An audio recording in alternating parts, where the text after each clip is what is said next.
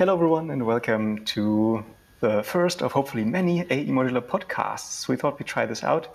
I'm here with Carsten, the Fifth Vault, who you definitely know if you're in the community. I'm Felix from the Tuesday Night Machines YouTube channel. And Carsten, we have something planned for our first podcast show, a little game. But before we start, how about we introduce ourselves real quick to the people who are not active in the community maybe, and who are watching this for the first time. So yeah, who are you? How long are you doing AE Modular? And how are you? Hello everyone, I'm Carsten. I am the Fifth Vault. I'm doing very well. It's 7:30 a.m. here in Australia while we're filming this. So I'm super pumped. I have a coffee in my hand, which is really good. It's raining outside, which is great because it hadn't rained for a while, and we always want rain. So my AE Modular journey started about two and a half years ago almost, and that was my very first synth. I've never had a synthesizer before. I never made music before, and once I had my AE Modular, I just started getting creative and putting out videos of my journey, of my more or less successful attempt on creating music on my channel, and they proved to be valuable for some people, especially my tutorials, which I just love making. And with ever new modules coming out, I hope I will make more of those. And it's just I also started the forum together with Felix from the Tuesday Night Machines, and I think Mark from Technobear was there at the very first time, and that community has just grown and became my online home, so to speak. And it's really interesting how fast that went, right? Like as soon as there was like a special forum for AE Modular users, just lots of people just came all of a sudden, and I still feel, even though it's been like 3 years or something like now that AE Modular exists, there are so many modules coming out, and for everybody it's this discovery, like we're all discovering this new format together, and that makes it, I think, so fun in this specific small community. Exactly. And just the people in the community are just amazing. They all help each other out. They're all positive. Even, sometimes there are quirks and things are not working correctly, but, there's really a lot of understanding and just really a good vibe. I really love that. It's really good. Yeah. And I mean, it's, while it goes very fast, I mean, like I said, 3 years almost, or maybe even more, I don't know, of AE Modular. I mean, definitely more, like since Robert started working on it the first time, I suppose. But it's starting really to get like a mature format, and we're now not just seeing the bread and butter modules, but we're also seeing like very new modules in concept, which are not available in Eurorack or 5U form, for example. So it's really having this own unique niche in the synthesizer world, that with modules that you don't get in other formats. So I think that's also very important for the system, just to get to this point where you don't just have your typical VCO and ADSR, but you got like more. And I think that's really what's being so much fun, especially recently with all those new surprises that Robert is announcing. Yeah, that's true. Felix, what about yourself? Yeah, I mean, I've had like a longer Eurorack journey. I've been into search. I've had some 5U experience. But as soon as I got news from the AE Modular Kickstarter that was successful, and I could hold the modular system basically in my hands at Superbooth, and talk to Robert about it, I was immediately convinced that this would be like not just a great sounding solution, but also a very portable one, and of course one that is very affordable too. So it's really not that much of a wallet breaker than Eurorack or other formats is. So and because I like to experiment and also just swap modules around and maybe even do some weird stuff with them, I don't really have to worry about doing something bad. If something breaks, it's not going to break the bank. And so that was one of the very first things that really grabbed me about this format. And now I think that it's so big, it's just great, especially with the community and with the DIY aspect. Like I've only soldered Eurorack kits before going to AE Modular, and in my first year of AE Modular, I went from soldering kits to designing my own modules and building them, and they just worked. And it was just so amazing and so much easier than Eurorack. So yeah, those are some really cool aspects, I think, about the format. Yeah, this DIY thing is just completely gone crazy on the forum. There are so many people now doing really very interesting designs, and we have now 2 people that are creating their own modules and selling them potentially online as well. It's just really cool how this just all started. Yeah. Yeah, and talking about modules, for this podcast episode, we prepared a little something to give everyone, and especially also newcomers, a little overview of what is available in AE Modular format. So we made a little game that you and I are going to play now. So we're going through all the available AE Modular modules, which are more than 60. And every one of us gets assigned a random module, and we have 10 seconds to explain what it is and what it does, which is of course not a lot of time. So in those 10 seconds times 60, so it shouldn't take more than maybe a quarter of an hour, something like that. So definitely, if you're watching this, stick around now for this, and after that you will have a brilliant overview of what's available in this format, because we'll explain it super well in 10 seconds, I'm sure.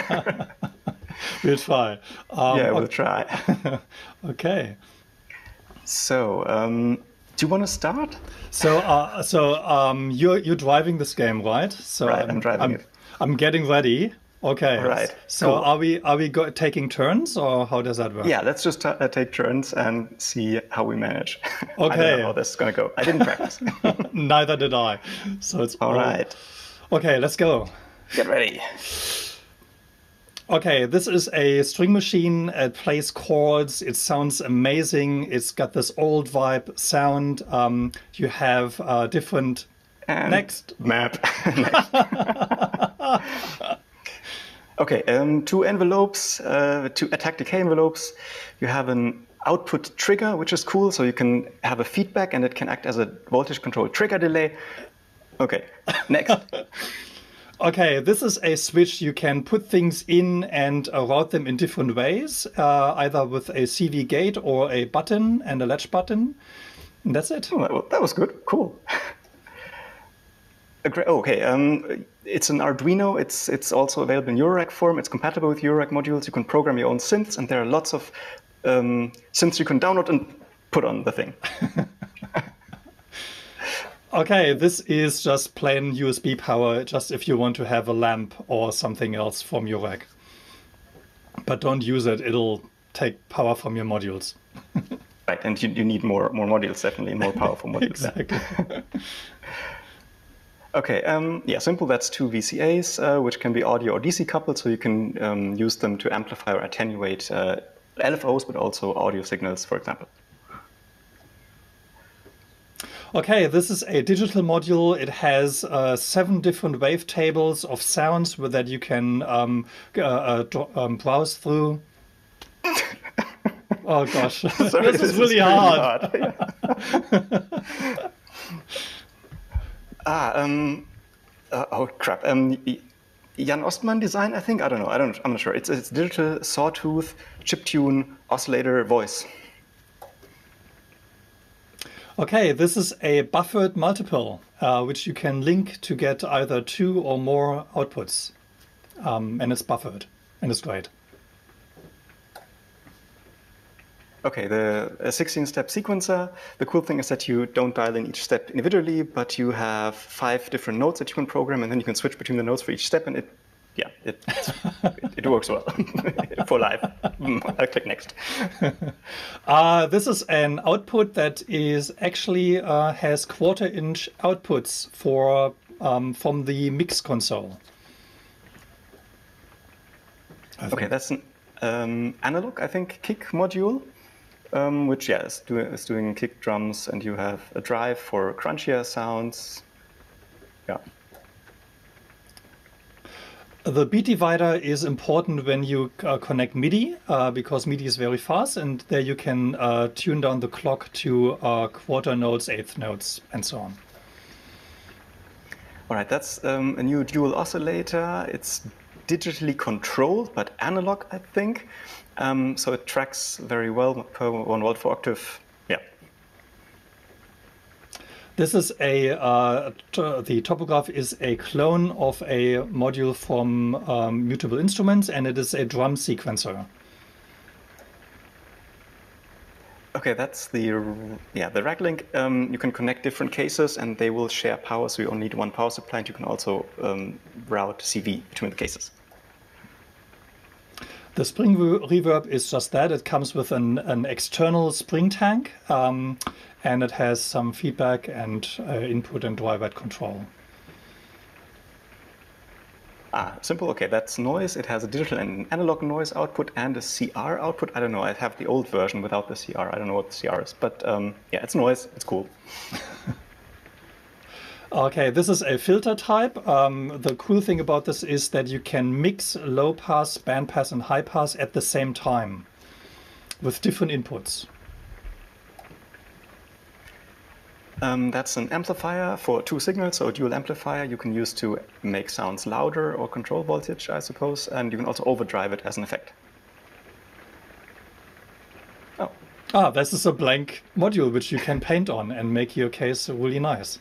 I always forget about that you can, of course, paint on those. I always think, oh, it's great. But yeah, painting is a great idea, yeah. Okay, that's the... I don't know if it's analog or digital. I think it's probably digital, a delay, which sounds a bit crunchy and is a good bread and butter module.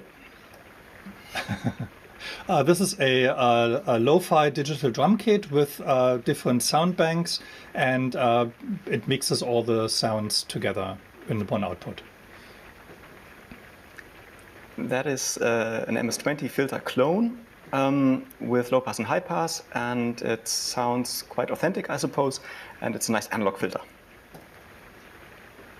This is a attenuator module, and it can also send out voltage if you switch it to +5 volts. Oh, okay, that's a new module. It's a drone mixer with bass treble controls. You could have a dual delay, and you can do some presets. It's new. We've never seen it in the wild. So this is a module from Wonky Stuff. It's awesome. It's basically a Turing machine clone, kind of, and it sends out random voltages. Oh, that's a trigger processor, I think. It's trigger delay or repeat, so I suppose you can do ratcheting with that? I don't know. This is the new mix console, which is more performance-oriented, where you can have effect sends and returns.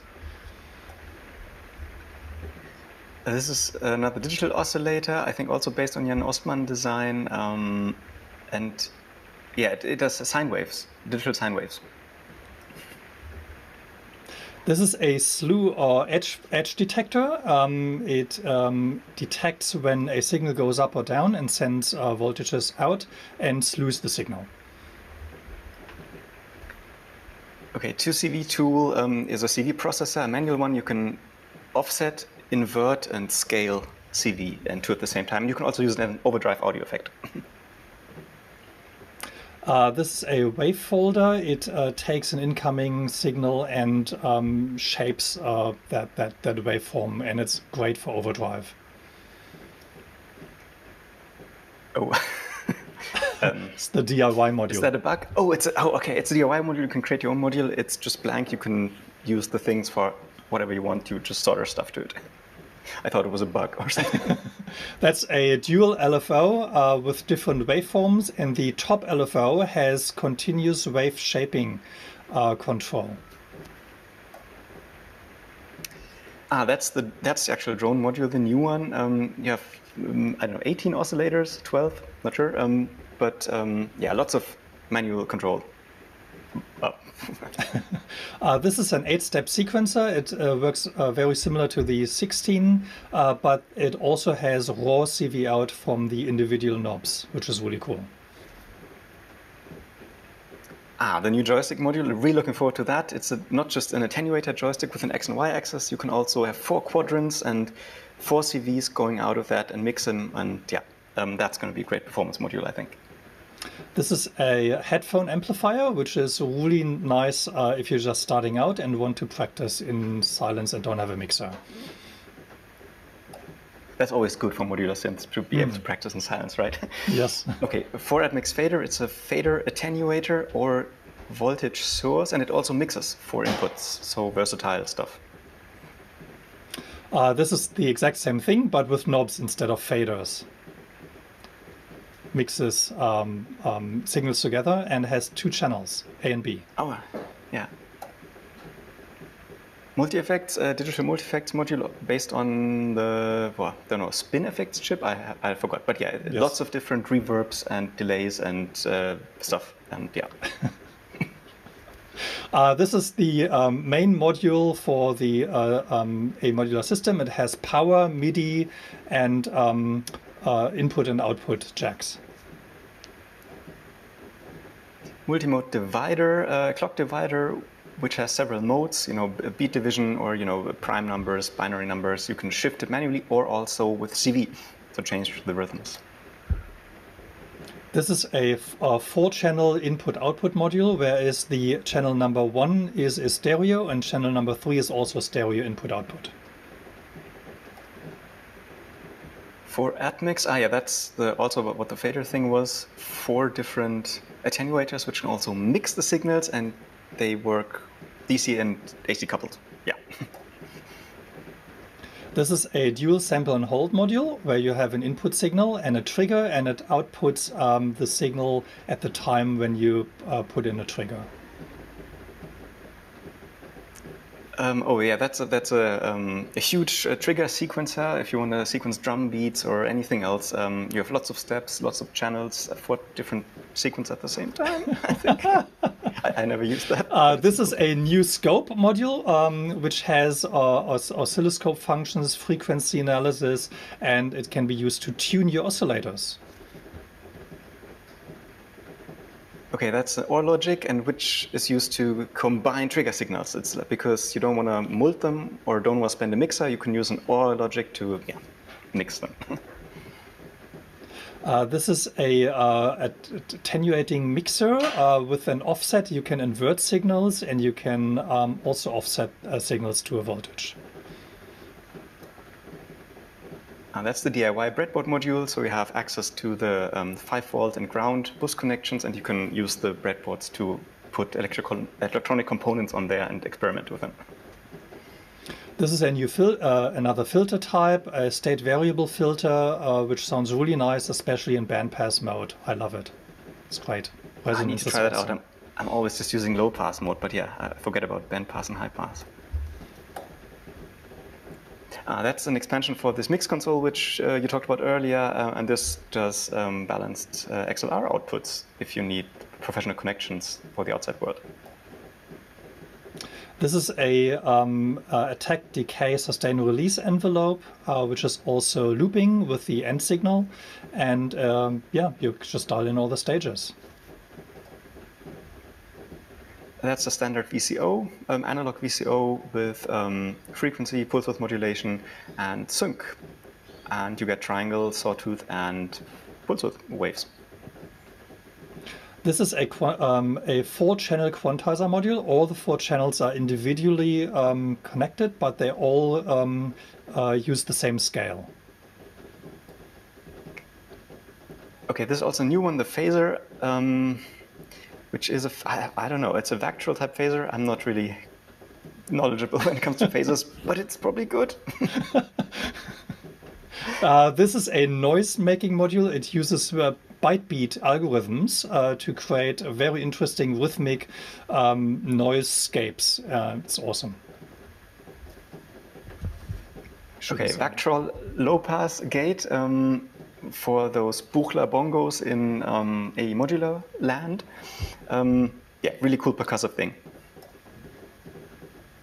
This is a logic module which has NAND, AND, and XOR logic gates, and it can be used mostly for trigger sequencer, but also accepts audio signals. Okay, this is the small version of the power module to get your modules powered in a rack, and you have also two 3.5mm outputs and a headphone output.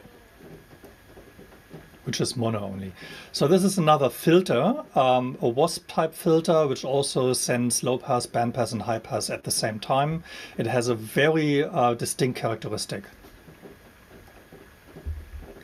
Okay, that's another wonky stuff module, so a different manufacturer than Tangible Waves. It's a quad VCA, and the cool thing about this is that I think the CV is being inverted. I don't know. Look it up, it's cool. This is a single LFO. It's, I think, discontinued actually, which only gives you a square wave sine. It's too hard. It's discontinued, doesn't matter. That's another expansion for the mix console. If you need more mixer inputs and send and returns, you can just attach lots of modules together. This is another module from Wonky Stuff, a matrix mixer where you can have 3 inputs and 3 outputs, and you can dial in the attenuator. Wait, that was it already? That was it. That wasn't all the modules, right? I think it should have been all the modules. Okay, right. I programmed this in JavaScript. It says 0 modules left. Okay, and I think we might have lost Carsten. So, maybe he comes back, hopefully. And he prepared a little jam session as well, a little patch to finish up this first podcast episode. And I'm looking forward to see what he came up with. So in the meantime, let's have a look what Carsten does. Like, this is his YouTube channel. He's got a lot of stuff on there.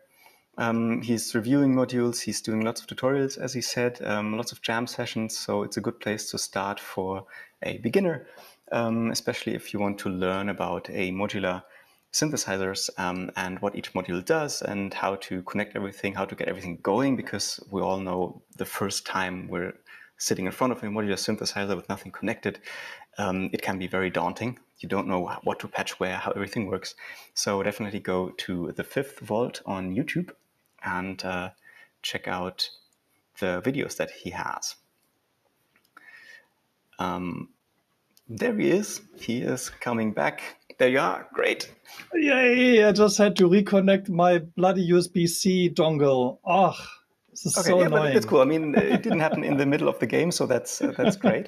And I was just telling everyone that you that you prepared a little jam session, a little patch as well. So do you want to go ahead and play it to us? Yeah, let's see if we can get this started. So this I just patched this yesterday, and it's really a little jam, and we'll see if that comes across with the Zoom.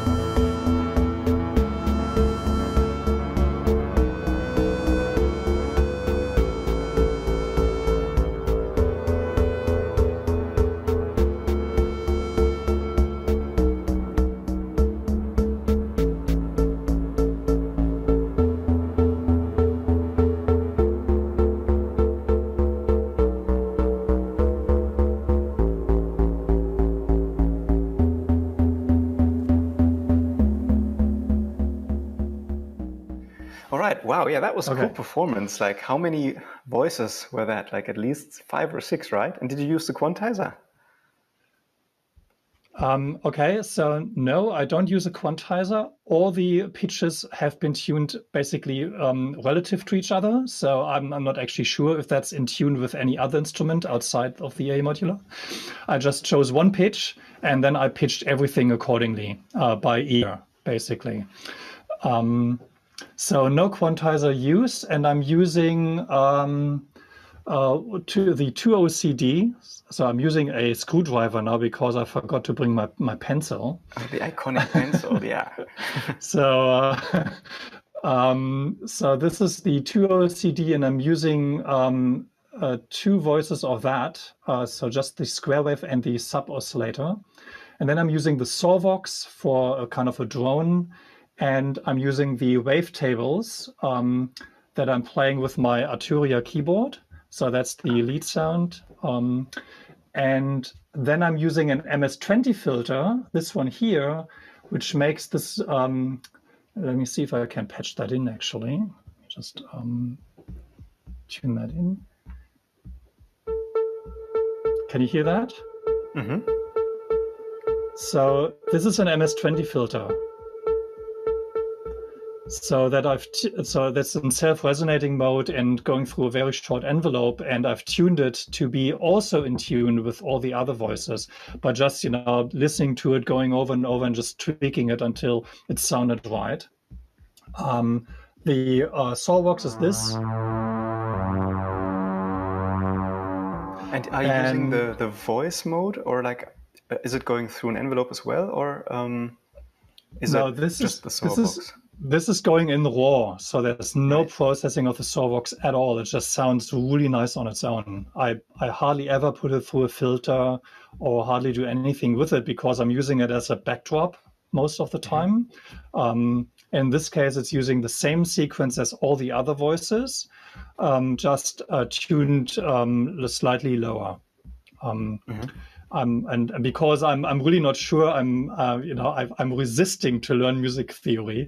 I just I don't know if it's a whole octave or just a few steps. I actually have no idea. I just tuned the pitch in a way that it sounded right in the sequence with the other oscillators. And then I did this with the first oscillator.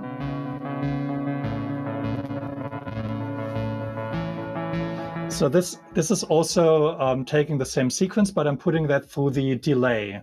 And I've tuned the delay so that it gets this kind of, dangling sound, which I don't know if that's a triplet or whatever. You never know with this delay, right? You just dial it in until it sounds right as well. So a lot of the AE modular, I think, is about just twiddling the knobs until it sounds right. There's really no science to it. There are no numbers that you can dial in like on other synthesizers. Right, and I think that's the fun, right? It's an experimentation box, and it's really cool to see then that you can get something so musical out of it, because sometimes modular synth music tends to be very experimental all the time. But I mean, as we see here, and also as we saw on the Ether Waves compilation, where the community created lots of songs just with the AE modular, there's just a wide variety of music that you can make with this thing, and it doesn't just have to be bleeps and blobs that you often get from modular synths, right? Yeah, exactly, absolutely. So I think I can get musical things, at least to my taste, out of this. Where I find it very hard is to play and tune with other instruments. So that's where I find I struggle to getting that tuning right. But if you just use the AE modular, it's great. I can just tune things in relation to each other. Then I'm just using a kick drum, so that one. Really boring, but it really adds, some oomph to it. And that sounds really good. I think I have to get the kick drum as well, the analog one, because I'm missing this simple kick in my rack for sure. Yeah, it took it a while for me to get the settings right, because when you change, you can also have some really strange kicks. So if you just change the pitch and the delay, for instance, then it sounds completely different.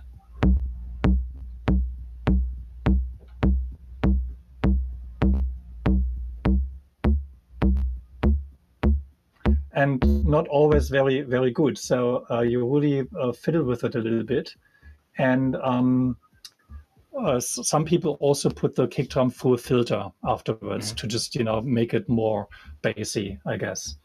But it has some strength to it. That's right. I also use the drum kit.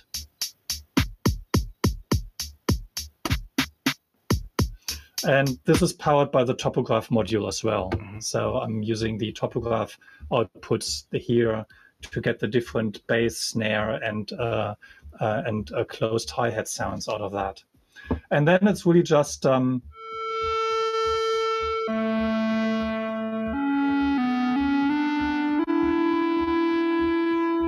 that's with MIDI keyboard now.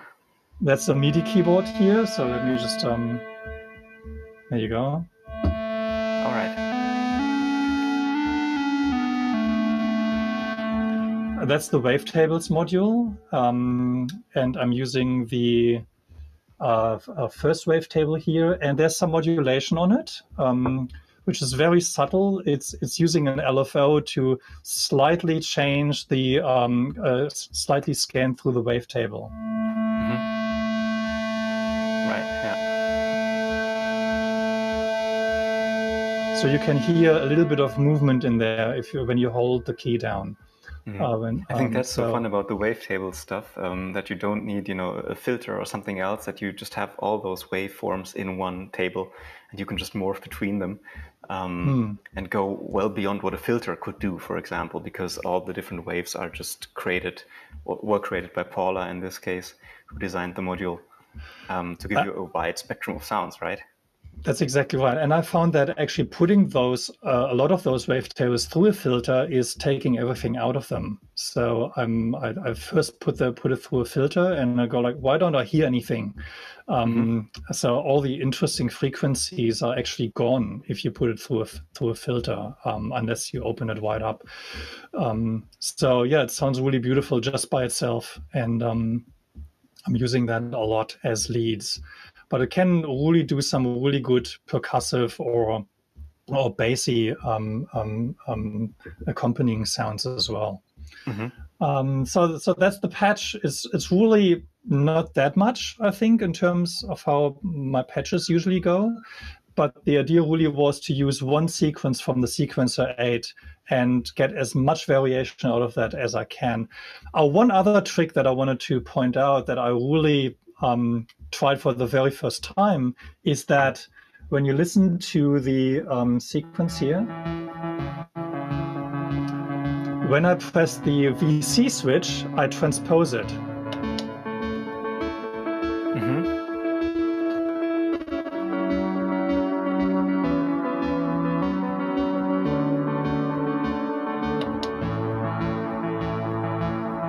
Okay, how did you patch that up? Just with a static voltage? Yes, so I'm using the 2@CV module in the lower knob here. It just adds a static voltage out of that. And this is going into the polar mix. I found that adding CV voltages is actually quite hard to do. So I tried the beam channel on the mixer, and it's really sketchy. It takes, I think there's a voltage drop there. If you put CV into it, it's not very detailed. But the Polar Mix module did a fantastic job. So here you can see it's really the two channels are at max and the offset is at max as well. So I'm mixing the output of the Sequencer 8 and the additional voltage from the @CV module together. And I'm having that as an input on the VC switch. So the first input A is coming directly from the Sequencer 8, and the B channel is coming from the mixed signals. Right. And then again, just by listening to it, I tried to use an offset that is musically relevant or is working as an what do you call it?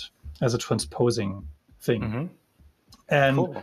And then I found that if I play, I think it's actually just an octave, probably. I just did that because when I play on a MIDI keyboard on the first pitch, I can play the the higher part of the keyboard.